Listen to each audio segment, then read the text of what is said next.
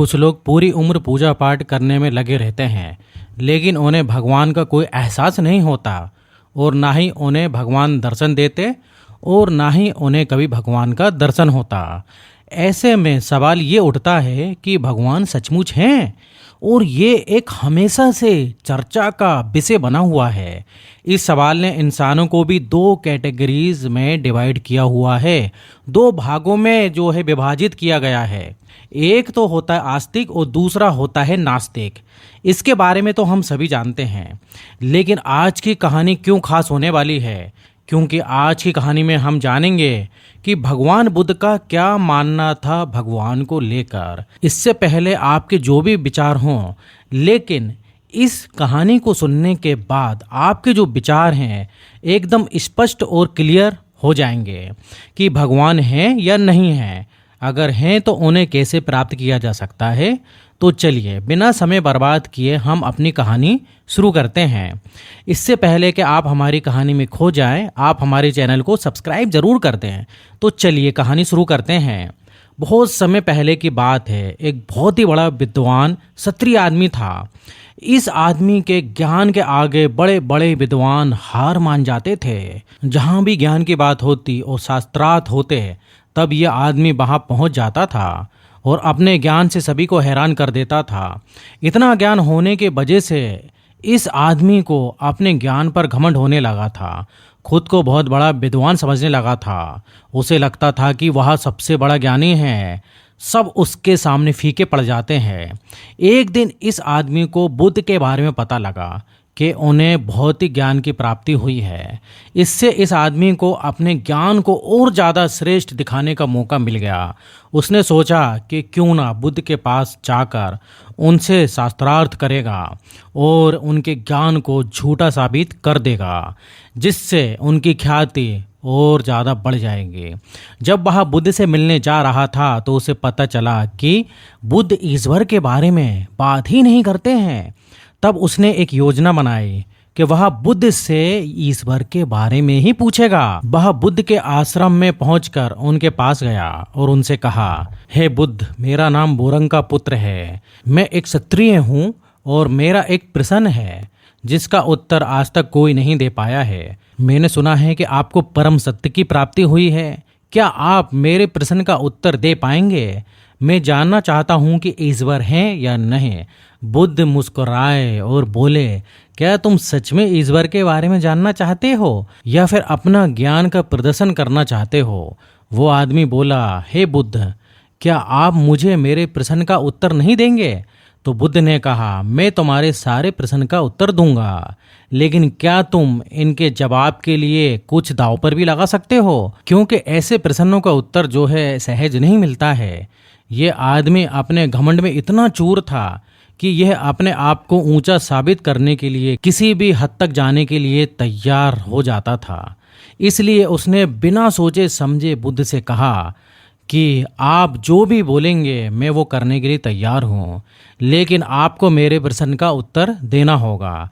मैं आपको धन संपत्ति सब कुछ देने के लिए तैयार हूँ, अगर आप मेरे सवालों का उत्तर दे देते हो तो। बुद्ध मुस्कुराए और बोले, मुझे ये सब नहीं चाहिए।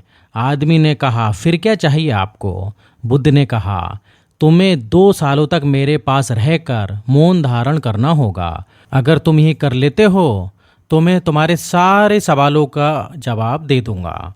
ये सुनकर वह आदमी को बहुत बड़ा झटका लगा। उसने सोचा कि ये बुद्ध ने क्या मांग लिया। इसका मतलब ये हुआ कि 2 वर्षों तक मैं अपने ज्ञान का प्रदर्शन ही नहीं कर पाऊंगा।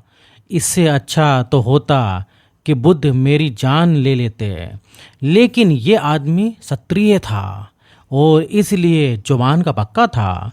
वह कह चुका था कि वह सब कुछ दांव पर लगाने के लिए तैयार है, इसलिए वो अब पीछे नहीं हट सकता था। उसने अपने दिल पर पत्थर रखकर बुद्ध से कहा कि मैं तैयार हूँ। बुद्ध ने कहा कि आज तुम आराम करो, कल से मौन शुरू कर देते हैं। वह आदमी पूरी रात बेचैन रहा। उसे नींद भी नहीं आई। वह सोच रहा था कि मैं कहाँ आकर फंस गया।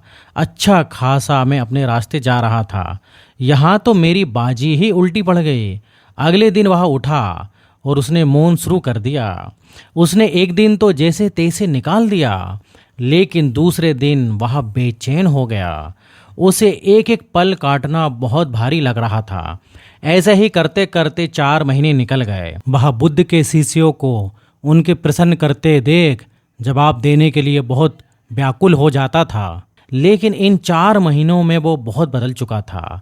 उसे अब क्रोध आने लगा था, लेकिन कुछ बोल नहीं पाता था।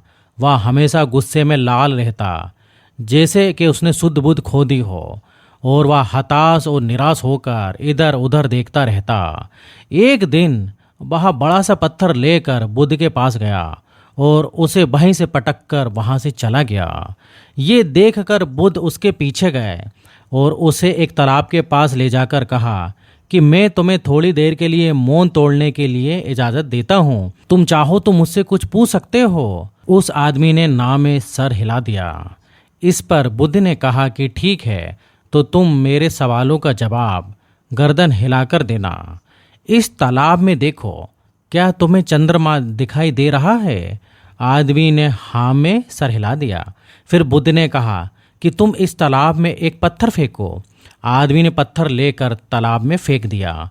बुद्ध ने कहा, क्या अब तुम्हें चंद्रमा पहले की तरह स्पष्ट दिख रहा है? आदमी ने ना में सर हिला दिया। इसके बाद बुद्ध ने कहा, जैसे शांत पानी में चंद्रमा वैसा ही दिखता है जैसा कि वो होता है, और जैसे ही तुमने उस तालाब में पत्थर फेंका तो वो चंद्रमा जो है स्पष्ट दिखाई देना बंद हो गया। ठीक उसी प्रकार जब तुम मौन रहते हो तो तुम्हें सत्य या फिर परमात्मा बिल्कुल स्पष्ट दिखाई देते हैं। लेकिन जब तुम्हारे अंदर विचारों की हलचल पैदा हो जाती है या फिर तरह तरह के विचार आते हैं, जाते रहते हैं, आते रहते हैं, तो उसमें सत्य दिखाई नहीं देता। इसलिए बाहरी मौन से ज़्यादा जरूरी है अंदरूनी मौन, मतलब भीतर से शांत होना, मतलब विचारों को शांत करना। तभी हम सत्य को स्पष्ट देख पाएंगे।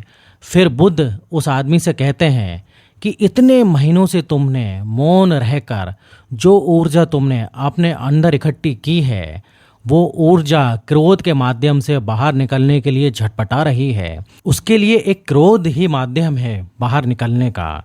लेकिन अगर तुम अपने विचारों को इस वक्त संयमित कर लेते हो, तो वही ऊर्जा जो बाहर निकलने के लिए झटपटा रही है, वो तुम्हारे सभ्य या परमात्मा की खोज में ताकत बन जाएगी। इसलिए क्रोध करके उसे बर्बाद मत करो, उसे अपने शरीर में समाहित करो। खुद को शांत पानी के समान कर लो ताकि खुद की परछाई को तुम देख पाओ। ये बात उस आदमी के समझ में आ चुकी थी।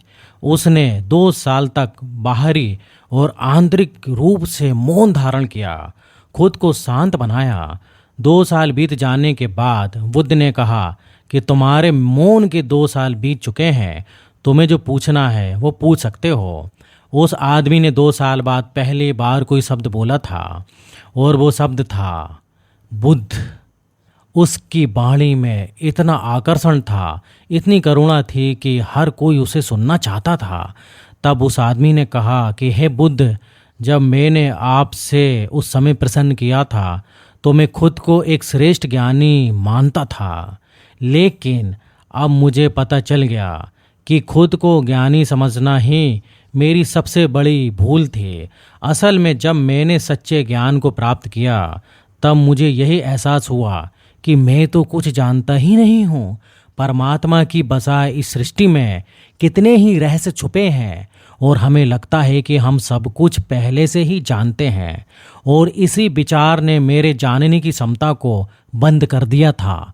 पहले मैं बातें कर कर के, हमेशा बक करके अपनी ऊर्जा को नष्ट कर देता था। लेकिन इन 2 सालों में मैं मौन रहकर कि मैंने जाना कि मौन की ऊर्जा क्या होती है, मौन रहकर हमारे शरीर में कैसी ऊर्जा बनती है। ये मैंने इन 2 सालों में भली भांति जाना। शुरुआत में मैंने बाहरी मौन अपनाया था, लेकिन अंदर से मैं बहुत विचलित था। विचारों की एक बाढ़ सी आती रहती थी जो मुझे क्रोधित कर देती थी।